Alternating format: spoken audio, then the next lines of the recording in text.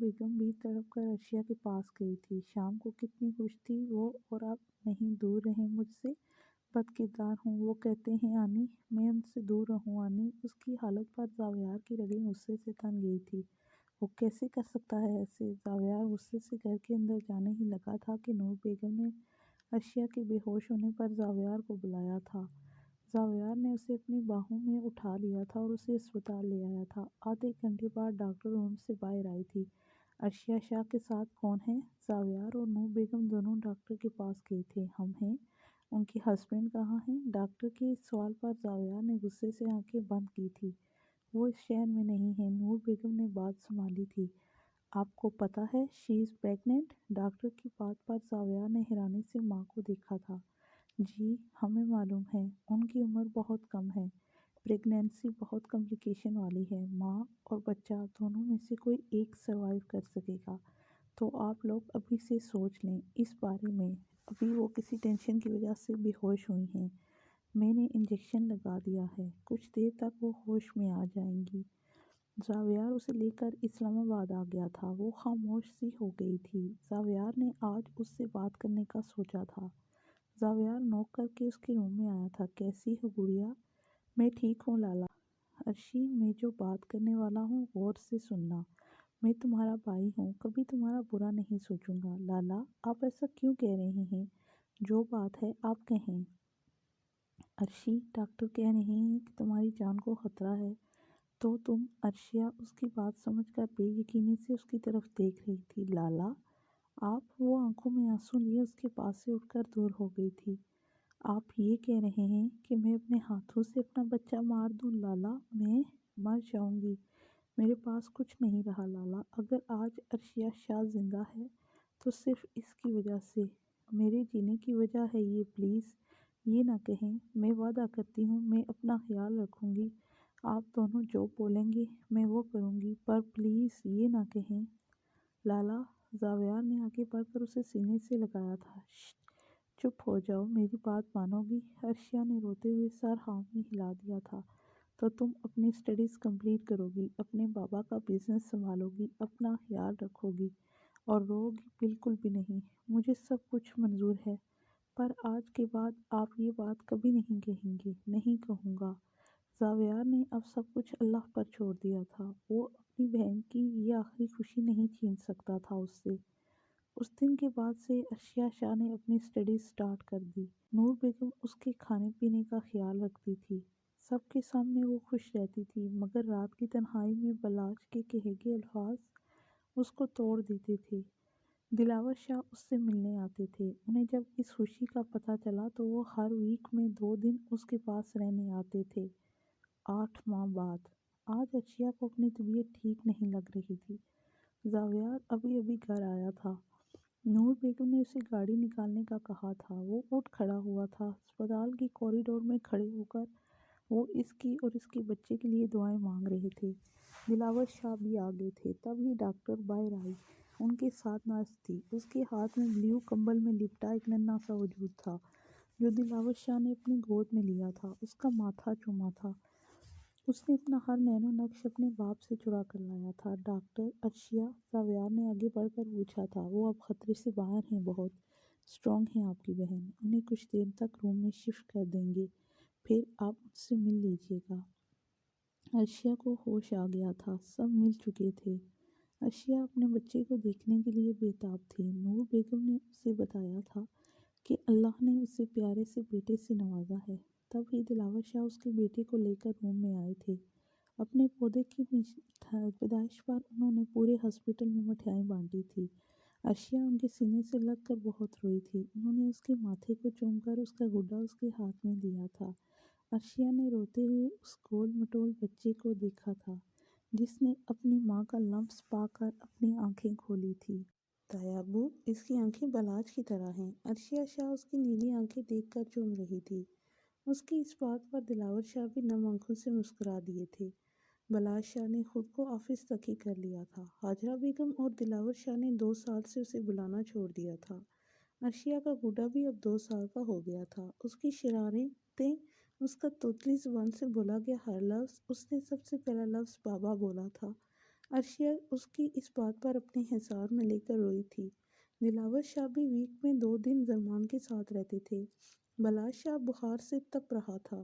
جب ملازمہ نے انہیں بتایا کہ وہ اپنے کمرے سے باہر نہیں آیا تو ہاجرہ بیگم 2 سال بعد بلاج کے روم میں آئی تھی۔ بلاج میری جان۔ بلاج اپنی ماں کی آواز پر آنکھیں کھولنے کی کوشش میں تھا پر نہ کھول سکا۔ ہاجرہ بیگم اس کے پاس بیٹھی تو بلاج ان کی گود میں اپنا سر رکھ کر ان کا ہاتھ اپنے سر پر رکھ گیا۔ ماں، میں تھک گیا ہوں، مجھے سکون کیوں نہیں ملتا، مجھے کیوں وہ یاد آتی ہے ماں۔ 2 سال بعد ماں کی گود ملتے ہی وہ درد کی شدت سے رویا تھا۔ ہاجرہ بیگم نے اس کے ماتھے پر بوسہ دیا تھا۔ وہ کیسے اس کی تکلیف فراموش کر گئی تھی۔ اس کی غلطی اتنی تھی کہ یہ سب اسے غلط طریقے سے دکھایا گیا تھا۔ حال عرشیہ شاہ نے آج ماضی ان سب کے سامنے کھول کر رکھ دیا تھا اور پھوٹ پھوٹ کر رو رہی تھی۔ حاشد ایسے کیسے کر سکتا ہے، میرا اپنا خون؟ ہاجرہ بیگم روتے ہوئے بول رہی تھی۔ بیٹا، بعد میں تم نے بلاج کو یہ سب کیوں نہیں بتایا؟ اور زرمان، وہ اس کا باپ ہے، اس کو علم ہونا چاہیے ان سب باتوں کا، اس کی اولاد بھی ہے۔ نہیں نہیں، عرشیہ اٹھ کھڑی ہوئی تھی۔ میں کبھی انہیں یہ پتہ نہیں چلنے دوں گی۔ وہ زرمان کو اٹھا کر اپنے سینے سے لگا کر سب سے دور ہوتے ہوئے بولی تھی۔ میں بد کردار تھی ان کی نظر میں تائی امی، وہ میرے زرمان کو بھی ناجائز کہہ دیتے اور میں مر جاتی، اپنے بچے کے لیے یہ الفاظ نہیں سن سکتی۔ What happened mama, please don't cry. Zarman اپنی ماں کی آنسوں اپنے ننھے ننھے ہاتھوں سے صاف کرتے ہوئے بولا تھا۔ عرشیہ شاہ نے خود کو سنبھالتے ہوئے بولا تھا، میں نہیں رو رہی مان۔ عرشیہ کو اس کی آنکھوں میں سرخی دیکھ کر یاد آیا تھا کہ وہ بیمار ہے۔ وہ اسے ٹھائے اوپر اپنے کمرے میں چلی گئی تھی۔ زرمان نے ماں کی آنکھوں کو چوما تھا اور اس کی گردن میں اپنا چہرہ چھپا گیا تھا۔ اسے تھوڑا وقت دیں، سب ٹھیک ہو جائے گا۔ وہ ماں کے پاس لیٹا ماں کو بہت غور سے دیکھ رہا تھا۔ عرشیہ کی اچانک اس پر نظر پڑی۔ کیا دیکھ رہے ہو میری جان؟ ماما، آپ بابا کو مس نہیں کرتی؟ کب ان کا کام ختم ہوگا؟ ہم دادا دادو کے ساتھ ان کے گھر رہیں گے۔ آپ کو یہاں رہنا نہیں پسند مان؟ پسند ہے ماما، پر مجھے بابا کے ساتھ بھی رہنا ہے، جیسے میرے سب فرینڈز ماما بابا کے ساتھ رہتے ہیں اپنے بابا کے ہاؤس میں۔ میری بات بھی نہیں ہوتی بابا سے، ان کے پاس میرے لیے ٹائم نہیں ہے ماما۔ ماموں جب بھی انہیں فون کرتے ہیں وہ پک نہیں کرتے۔ زاویار ہمیشہ اس کے ضد کرنے پر داور کو میسج کر کے اس کے نمبر پر کال کر دیتا تھا۔ میری برتھ ڈے پر بھی بابا نہیں آتے۔ عرشیہ اس کی باتوں کو دیکھے جا رہی تھی۔ اسے وہ 4 سال کا بچہ بالکل نہیں لگ رہا تھا۔ وہ کسی بڑے کی طرح اس سے سوال کیے جا رہا تھا۔ عرشیہ اس کے سوالوں کا جواب سوچ ہی رہی تھی جب اس کے چہرے پر زرمان کے ہاتھوں کا لمس محسوس ہوا تھا۔ ماما بتائیں نا میری جان، بابا مصروف ہوتے ہیں اور وہ ہمارے لیے یہ سب کر رہے ہیں، اور جب بابا آئیں گے ہم دونوں ناراض ہو جائیں گے، بات نہیں کریں گے ان سے، ٹھیک ہے؟ نو ماما، ہم بابا سے ناراض نہیں ہوں گے، نہیں تو وہ پھر سے چلے جائیں گے۔ عرشیہ نے اپنے لاڈلے کو دیکھا تھا جو اپنے بابا سے ناراض بھی نہیں رہ سکتا تھا۔ عرشیہ نے اس کی نیلی آنکھوں کو چوما تھا۔ مان، سو جاؤ تھوڑی دیر کے لیے، باقی باتیں شام کو کر لینا۔ اوکے ماما۔ عرشیہ اسے سلا کر نیچے آئی تھی جہاں باقی سب چائے پی رہے تھے۔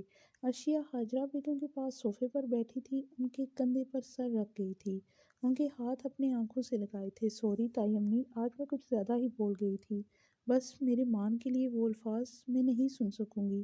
آپ بھی ماں ہیں، سمجھ سکتے ہیں، میرے پاس مان کے علاوہ کچھ بھی نہیں ہے۔ عرشیہ، وہ بھی تکلیف میں رہا ہے، 4 سال سے میں نے اسے مسکراتے ہوئے نہیں دیکھا، خود کو مشین بنا لیا ہے اس نے۔ ایک موقع تو دے کر دیکھو زرمان کے لیے۔ بیٹا، اسے باپ کی ضرورت ہے، وہ بھی بہت چھوٹا ہے۔ تائی امی پلیز، میں ہی اس کے ماں باپ دونوں ہوں، پھر آپ لوگ بھی ہیں، زاویار لالا بھی اور آنی بھی ہیں۔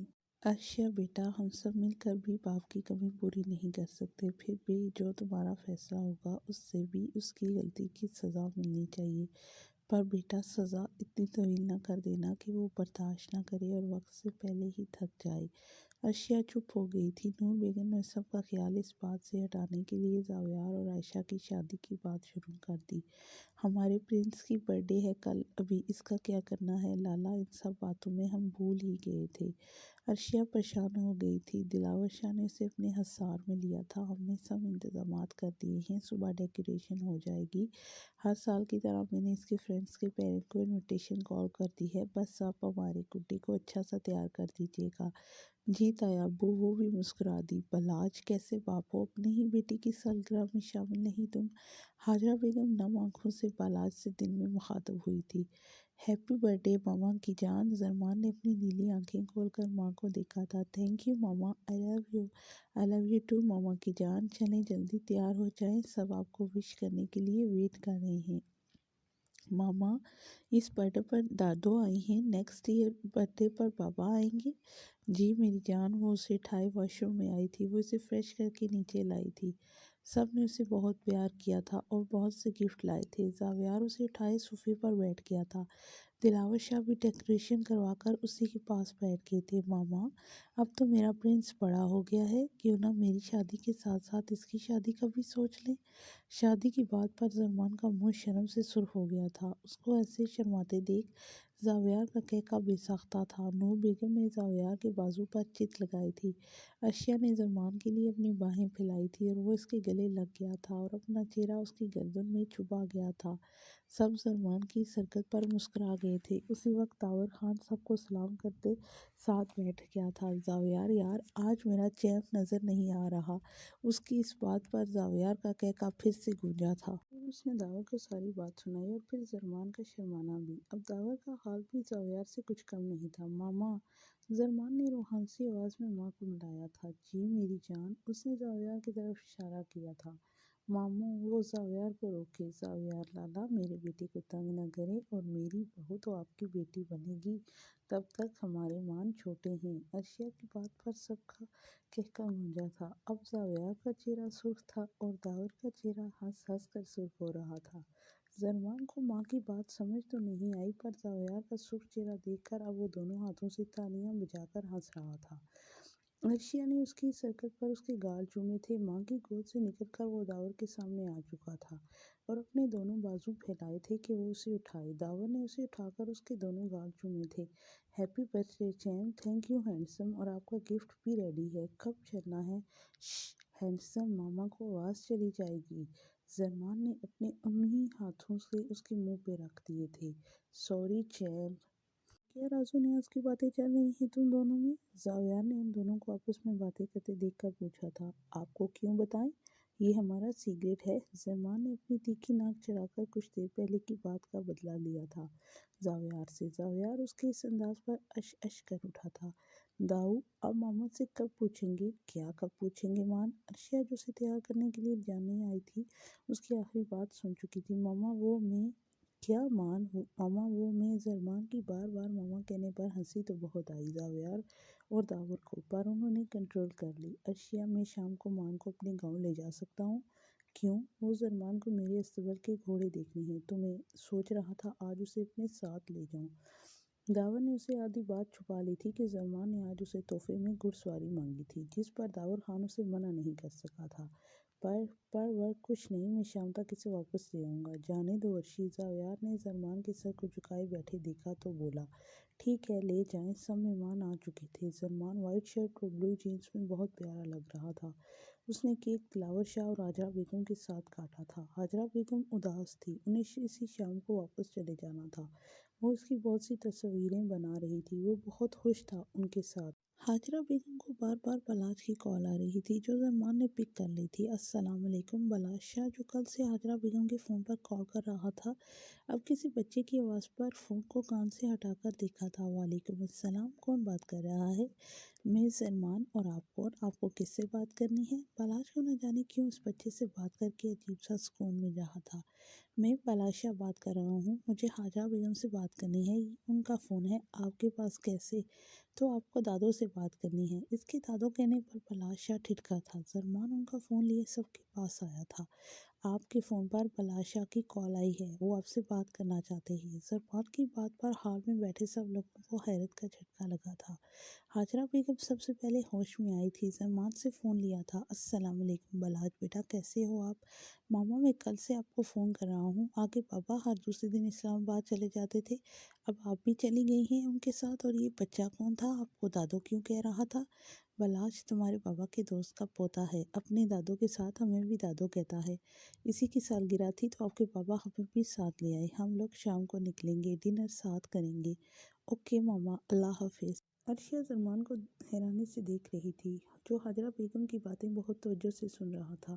دادو، یہ بلال شاہ کون تھے اور آپ کو ماما کیوں کہہ رہے ہیں؟ عرشیا کو لگا کہ آج وہ جو سب کچھ اتنے عرصے سے چھپا رہی تھی سامنے آ جائے گا۔ اس کی سنہری آنکھوں میں نمی جمع ہونے لگی تھی۔ داور خان نے آگے بڑھ کر اسے اپنی گود میں اٹھا لیا تھا۔ چیمپ، ہم لوگ چلیں، پھر واپسی پر دیر ہو جائے گی اور ماما سے ڈانٹ پڑے گی۔ جی ہینڈسم، ہم چلیں دادو دادی سے ملنے، وہ آج واپس چلے جائیں گے۔ داور نے ہاں میں سر ہلا دیا تھا اور اسے نیچے اتار دیا تھا۔ زرمان دلاور شاہ اور حاجرہ بیگم کے درمیان صوفے پر بیٹھ گیا تھا۔ آپ لوگ یہیں رک جائیں میرے ساتھ، بابا بھی گھر پر نہیں ہیں۔ آپ وہاں اکیلے کیسے رہیں گے؟ میرے اور ماما کے ساتھ رک جائیں، بابا جب گھر واپس آ جائیں گے ہم ساتھ مل کر چلیں گے اپنے گھر۔ اس کی اتنی پیاری بات پر دونوں نے ساتھ مل کر اسے گلے لگایا تھا۔ حاجرہ بیگم نم آنکھوں کے ساتھ اپنے پوتے کو پیار کر رہی تھی۔